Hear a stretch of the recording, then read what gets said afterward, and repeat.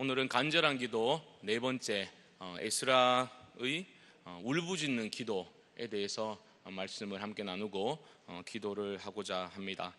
오늘 에스라의 기도의 그 배경을 한번 살펴보는 것이 필요한데요. 느헤미야 8장을 보게 되면 거기에 대해서 이제 좀 나와 있습니다.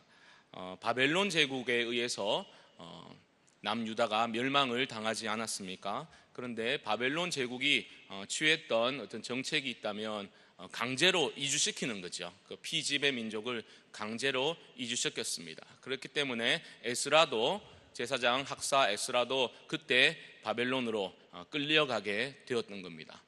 그런데 갑자기 이제 바벨론이 멸망을 당하게 되지 않습니까? 어떤 제국에 의해서 멸망을 당하게 됩니까? 바사 제국, 페르시아 제국에 의해서 오늘날로 말하면 이란 그 주변입니다. 거기에 의해서 이제 바사 제국이 등장을 하게 됩니다. 바벨론이 멸망하고 페르시아 바사 제국이 이제 패권을 잡게 됩니다. 그 이전의 바벨론 제국과는 달리 바사 제국이 취했던 정책이 있다면 좀 피지배 민족들에게 관대한 정책을 폈어요. 그러니까 너희 나라로 돌아가라 이렇게 이주시켜주는 정책을 취했다는 것입니다. 피지배 민족들의 귀향을 허용하는 정책을 폈습니다. 구약을 읽게 되면 이 바사의 정책에 대해서 긍정적으로 평가하고 있습니다. 그래서 바사왕 고레스를 이제 이사야 선지자는 뭐라고 불렀습니까? 기름 부음 받은 메시아 이렇게까지 불렀지 않습니까? 그러니까 구약은 이러한 바사의 피지배 민족들에게 귀향을 허용하는 그러한 정책을 긍정적으로 평가하고 있다는 것입니다. 그러한 배경하에서 우리가 에스라 이제 제사장 에스라의 기도를 살펴볼 수가 있게 되는데요. 어쨌든 이제 왕의 명령을 받아서 허용을 받아서 이제 가게 됩니다. 예루살렘의 재건을 위해서 예루살렘으로 돌아가게 되는데요. 1, 2, 3차에 걸쳐서 돌아가게 됩니다. 1차의 주된 지도자는 이제 잘 아시다시피 스룹바벨이라는 사람이었고 2차는 에스라, 3차는 느헤미야 이렇게 됩니다. 에스라 선지자는 이제 제사장 에스라는 왕으로부터 이제 허가를 받은 후에 예루살렘으로 돌아가기에 앞서가지고 어떤 일을 하였는가라는 것을 우리가 볼 수 있는데요. 에스라 8장 23절을 한번 찾아보겠습니다. 앞페이지로 한 장만 넘기시면 에스라 8장 23절을 찾으시면 됩니다. 제가 읽어드립니다. 23절입니다. 그러므로 우리가 이를 위하여 금식하며 우리 하나님께 간구하였더니 그의 응낙하심을 입었느니라. 아멘.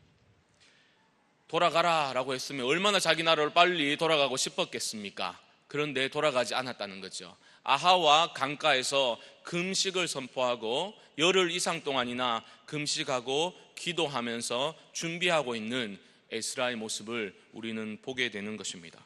우리가 어떤 교훈을 얻을 수 있겠습니까? 얼마나 빨리 돌아가고 싶었겠습니까? 하지만 큰 일을 앞두고서 금식하며 기도하고 있는 에스라의 모습을 우리는 보고 있는 것입니다. 우리의 삶에서도 분명히 적용할 수 있는 교훈이라고 생각합니다. 우리는 정말 중요한 일, 자기가 생각했을 때 이게 지금 이루어지는구나 이렇게 싶었던 일이 일어나게 된다면 우리는 그 일에만 집중하기 쉽다는 거죠. 하지만 에스라는 그렇게 하지 않았습니다. 오히려 빨리 급히 돌아가는 것이 아니라 서두르지 않고 현실을 냉철하게 분석한 후에 분석하면서 하나님 앞에 하나님을 의지하며 금식하고 기도하는 모습을 에스라는 보여주고 있다는 것입니다. 사랑하는 교우 여러분, 우리가 어떤 일을 행하기 전에 하나님의 도우심을 먼저 구하고 하나님이 기뻐하시는 뜻이 무엇일지를 하나님의 지혜를 구하며 나아가실 수 있기를 주님의 이름으로 축복합니다. 우리가 얼마나 일 중심적인지 모릅니다. 교회 일을 하다 보면 아니면 사업을 하다 보면 여러 가정생활에서도 마찬가지고 우리는 너무 일 중심적이 되어서 목표 지향적이 되어서 그것만 바라보고 나아갈 때가 얼마나 자주 있는 줄 모릅니다. 하지만 어떤 일을 행하기에 앞서서 잠잠한 가운데 하나님의 도우심을 구하고 하나님 도와주시지 않으면 제가 아무리 어떤 것들을 계획한다 할지라도 일이 벌써 이만큼이나 진행되어 가지고 가만히 놔둬도 잘 될 것 같지만, 그럼에도 불구하고 하나님 도와주시지 않는다면 제가 이 일을 행할 수 없겠습니다. 철저히 하나님을 의지하고 나아갈 때에 하나님의 도우심이 우리 가운데 함께하게 될 줄 믿습니다. 예루살렘을 재건을 위해서 에스라 제사장은 최적의 인물이었다라고 말할 수 있습니다. 왜냐하면 학사 에스라, 서기관 에스라 이렇게 소개하고 있는데, 에스라가 했던 일이 뭐냐 하면 그 당시에 있는 토라, 모세 오경 그 율법의 두루마리를 관리하고 있는 사람이 바로 에스라였습니다. 그런데 왜 이런 두루마리, 하나님의 말씀을 관리하는 에스라가 예루살렘의 회복과 재건을 위한 최적의 인물이었겠습니까? 그것은 간단합니다. 바로 회복과 재건의 키는, 열쇠는 바로 하나님의 말씀에 있다는 것을 분명히 우리들에게 보여주고 있다는 것입니다. 우리가 살아가면서 크고 작은 문제들을 만나게 됩니다. 그렇지 않습니까?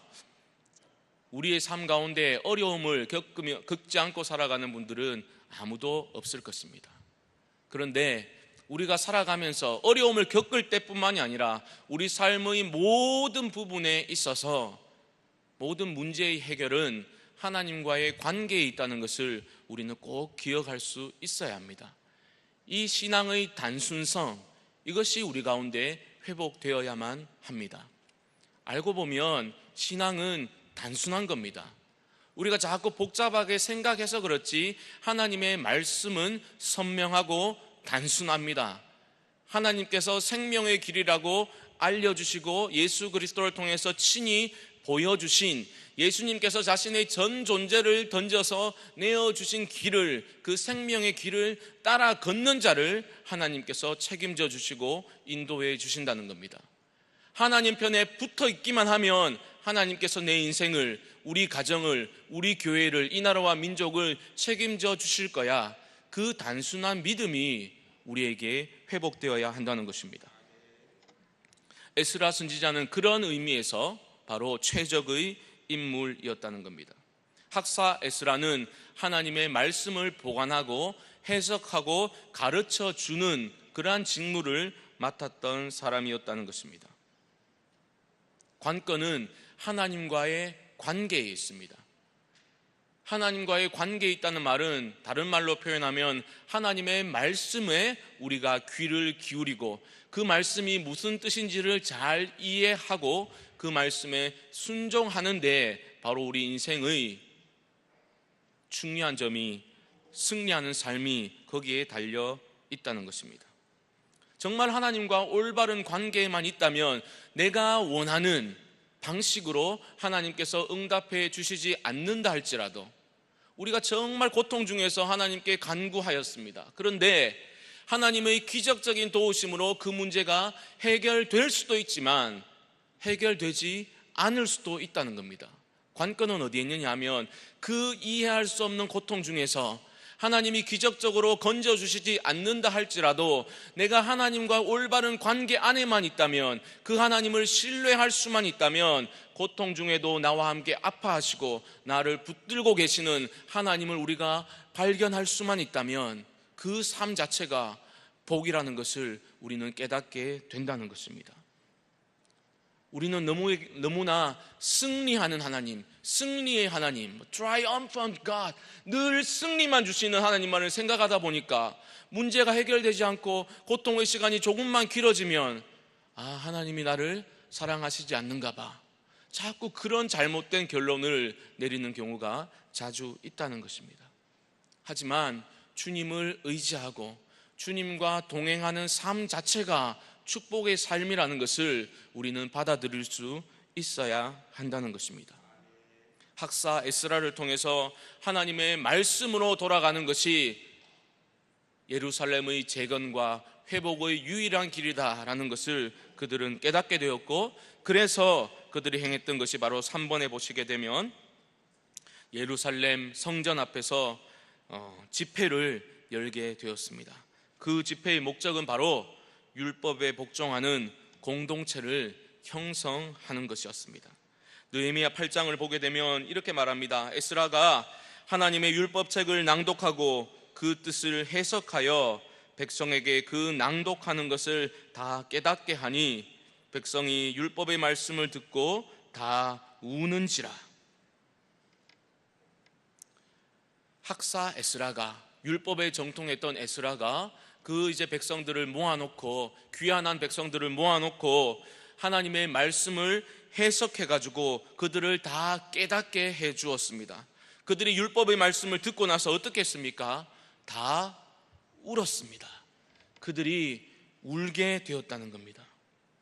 사랑하는 교우 여러분, 우리 삶이 교회를 왔다 갔다 하면서도 마음이 답답하고 가슴이 답답하고 뭔가 시원치 못하고 이런 경우가 있지 않습니까? 그럴 때 어떻게 하면 좋겠습니까? 다른 데 방법이 있는 게 아니에요. 자꾸 우리는 신앙을 활동들로 규정하기 시작하면 어려워집니다. 내가 하는 일들을 통해서 자꾸 하나님께 내가 무엇인가 하고 있으니까 괜찮다라고 자위하는 순간 자기의 그 심령은 메말라갈 수밖에 없다는 것입니다. 우리 마음 가운데 하나님의 말씀으로 인한 이 부딪힘이 우리 가운데 있어야 할 줄 믿습니다. 백성들이 에스라가 하나님의 말씀을 낭독해주고 그것을 해석하고 깨닫게 해주니까 백성들이 다 울었다라고 말하고 있다는 겁니다. 우리에게 정말 필요한 것은 어쩌면 이러한 눈물, 애통하는 마음일지도 모릅니다. 백성들이 울자 에스라는 뭐라고 말합니까? 슬퍼하지 말며 울지 말라 하고 여호와로 인하여 기뻐하는 것이 너희의 힘이니라. 모든 백성이 곧 가서 먹고 마시며 나누어 주고 크게 즐거워하니 이는 그들이 그 읽어 들려준 말을 밝히 알미라. 이 부분을 잘 보시기 바랍니다. 하나님의 말씀으로 인해서 마음에 찔림이 있었습니다. 그래서 백성들이 울었습니다. 그러자 에스라가 슬퍼하지 마라, 그런 다음에 여호와로 인하여 기뻐하는 것이 너희의 힘이다 라고 말하고 있습니다. 오해해서는 아닙니다. 내가 하나님의 말씀과의 부딪힘이 없고 하나님과의 그 친밀한 관계를 누리지도 못하면서 다른 부차적인 것들로 인해서 기쁘다, 즐겁다, 내 삶에 어려움이 없으니까 기쁘다, 그러한 기쁨을 말하고 있는 것이 아니라는 겁니다. 여호와로 인하여 기뻐하는 것이 너희의 힘이다.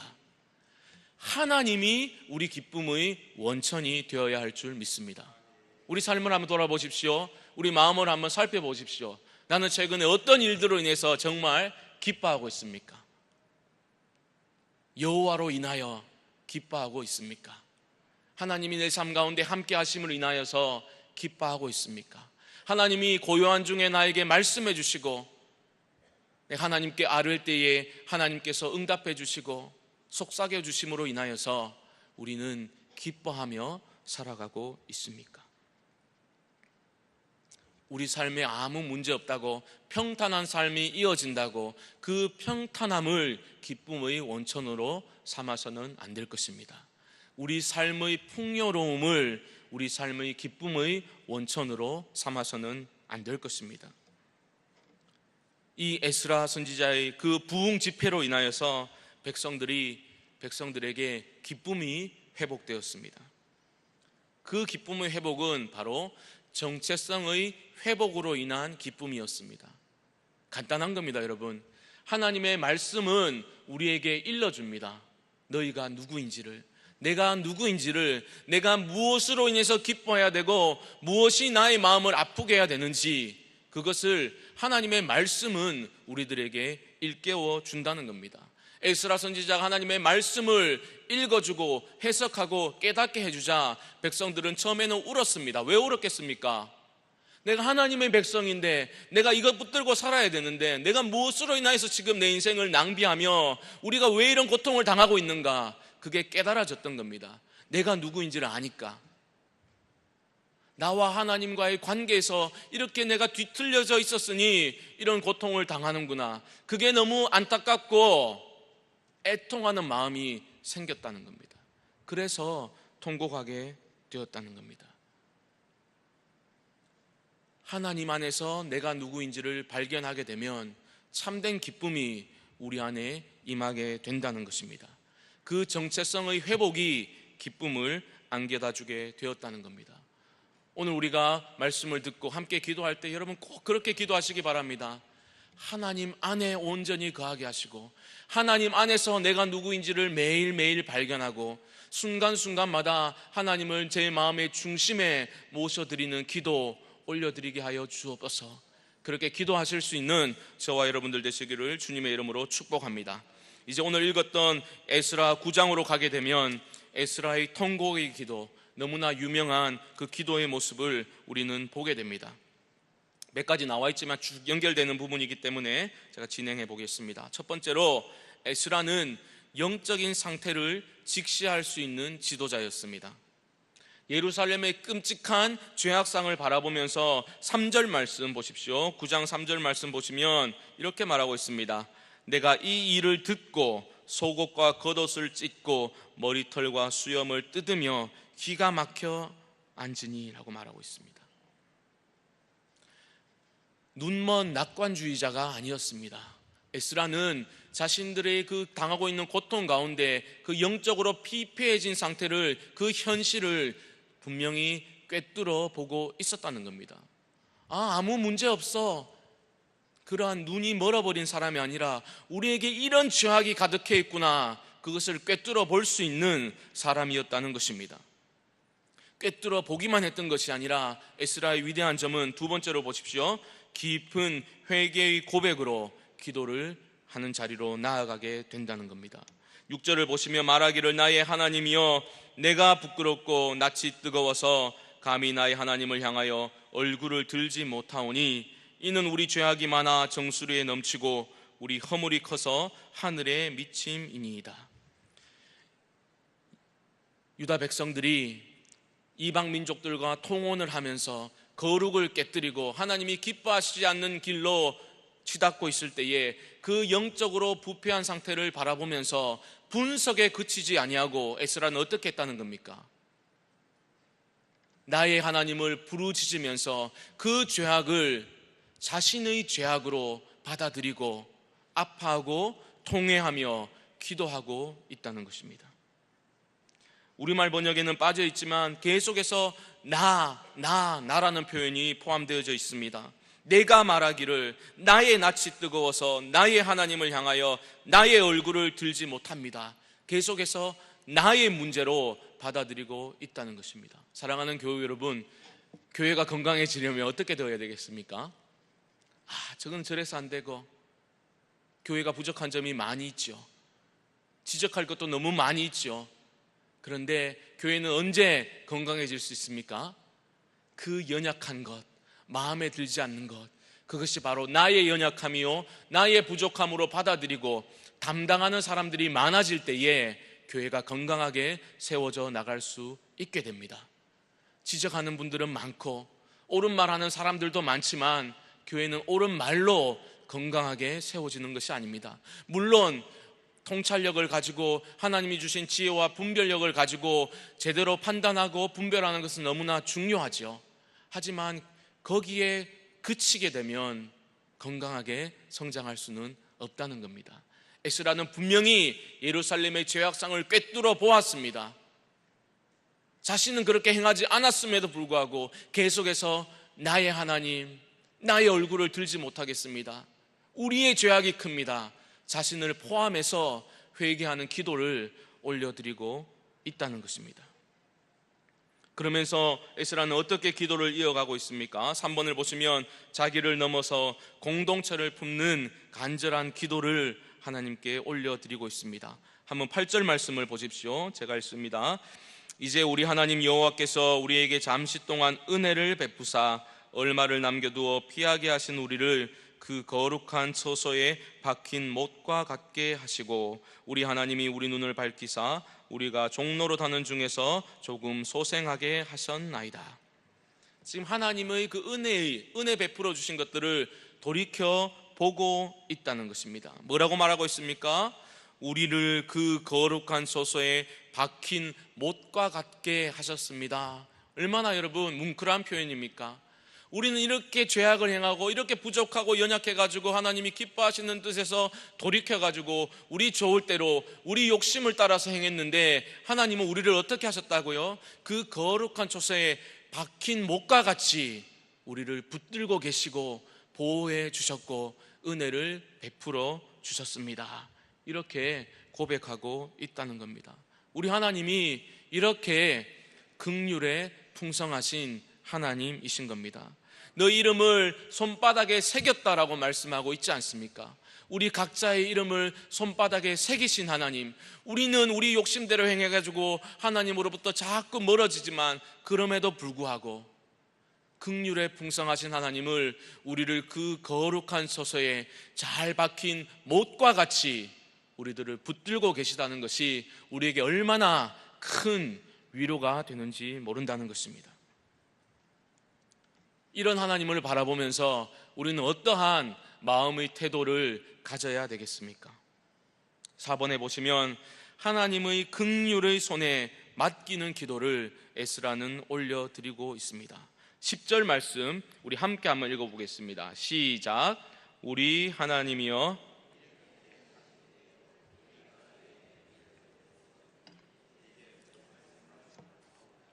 아멘. 이렇게 하신 후에도 저는 부끄럽지만 이 부분이 그렇게 마음에 많이 맺히더라고요. 말씀을 묵상하는데 하나님이 정말 이렇게 우리에게 행해 주셨음에도 불구하고 입이 10개라도 100개라도 할 말이 없습니다. 이런 고백을 할 수밖에 없더라는 거죠. 거룩한 처소의 성전에 잘 박힌 못과 같이 우리를 단단히 붙들고 계시는데 그 긍휼과 은혜의 손길을 보지 못하고 얼마나 쉽게 낙담하고 불평하고 원망하는, 또 하나님으로부터 돌아서는 이러한 불순종의 모습들을 바라보면서 정말 할 말이 없습니다. 이런 생각을 하게 되었던 한 주였습니다. 이제 무슨 말씀을 하오리까? 이렇게 하신 후에도 우리가 주의 계명을 저버렸사오니 이제 무슨 말씀을 하오리까?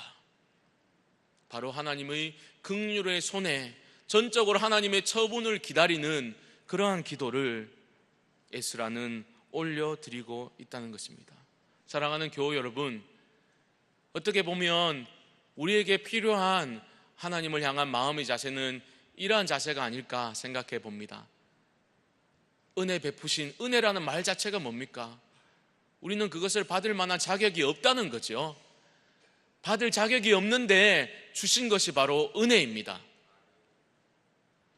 그렇기 때문에 우리의 마음 자세는 하나님께서 저희들에게 이렇게 크신 은혜를 베풀어 주셨음에도 불구하고 제가 또 하나님 외의 것에서 기웃거리면서 저거 가지면, 저 정도 기준에만 들면 행복하겠구나, 엉뚱한데 기웃거리고 또 살아갔습니다.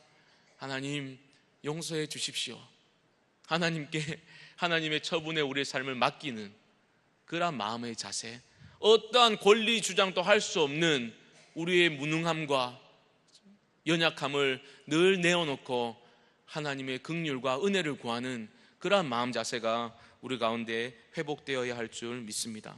여러분 오해하지 마십시오. 저는 죽일 놈입니다, 그렇게 고개 푹 숙이고 살아가는 사람은 아닙니다.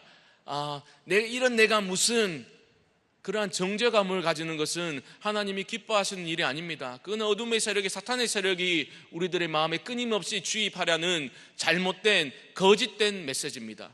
정죄, 그 condemnation은 저희들이 거부해야 됩니다.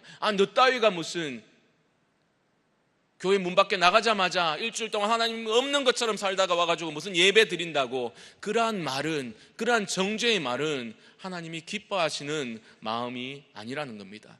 그러한 정죄감을 말씀드리는 게 아니라 우리가 하나님을 생각해 볼 때에 하나님께서 이런 큰 은혜를 베풀어 주셨음에도 불구하고 하나님을 더 사랑하지 못하고 하나님보다 다른 것들을 우리 삶의 첫 자리에 둔 것들에 대해서 마음의 찔림, conviction, 그 찔림은 우리 가운데 있어야 한다는 겁니다. 그 찔림이 없이는 우리는 영적으로 건강한 삶을 살아가는 것이 불가능하다는 것입니다. 정죄감이 아니라 그 거룩한 찔림, 하나님의 그 은혜를 생각해 보면, 이 자격 없는 사람에게 베풀어 주신 그 은혜를 생각해 볼 때에 그 사랑 더 감사하지 못하고 그 말씀에 더 순종하지 못했음에 가슴을 치며 하나님 도와주십시오, 그러한 찔림 우리 가운데 회복되어야 할 줄 믿습니다. 에스라는 그러한 기도를 올려드렸습니다. 자신의 문제로 담당하고 함께 아파하고 하나님께 기도하며 나아갔을 때에 어떤 결과가 주어지게 되었습니까? 5번 말씀 보시면 온 성이 에스라의 기도에 동참하게 되었습니다. 10장 1절을 보시면 에스라가 하나님의 성전 앞에 엎드려 울며 기도하여 죄를 자복할 때에 많은 백성이 크게 통곡하며 이스라엘 중에서 백성의 남녀와 어린아이의 큰 무리가 그 앞에 모인지라. 아멘. 사랑하는 교회 여러분, 말씀을 마무리하면서 우리 가운데 이러한 기도가 회복되었으면 좋겠습니다. 여러분, 하나님 앞에 언제 가슴을 치며 애통하는 마음으로 기도해 보셨습니까? 언제 눈물 흘리며 하나님 앞에 기도해 보셨습니까? 우리의 마음은 하나님 앞에 너무 냉랭하게 그저 그렇게 살아가고 있지는 않습니까? 기도를 해도 꼭 필요한 리스트들을 쭉 읊어놓고서 하나님 이거 다 이루어 주셔야 됩니다, 그렇게 하고 위시 리스트를 작성해 놓고 던져드리고 돌아가 버리는 그러한 메말라 버린 기도 생활을 반복적으로 해오고 있지는 않습니까? 우리 기도할 때에 하나님 애통하는 마음을 저에게 심어 주십시오. 제가 말씀드렸지만 우리 가운데 기도의 간절성이 떨어지는 이유는 여러 가지가 있겠지만 우리 기도 제목 자체가 내 자신과 우리 가정의 문제에 국한되었기 때문에 그럴지도 모릅니다. 그러니까 자녀들 잘 성장해서 시집장가 다 보내고 평탄해지면 간절성이 떨어지는 거예요. 삶에 문제가 없으니까 기도의 간절성이 떨어지는 겁니다. 하지만 우리 삶을 돌아보면 하나님의 마음을 아프시게 하는 일들이 너무나 많이 있습니다.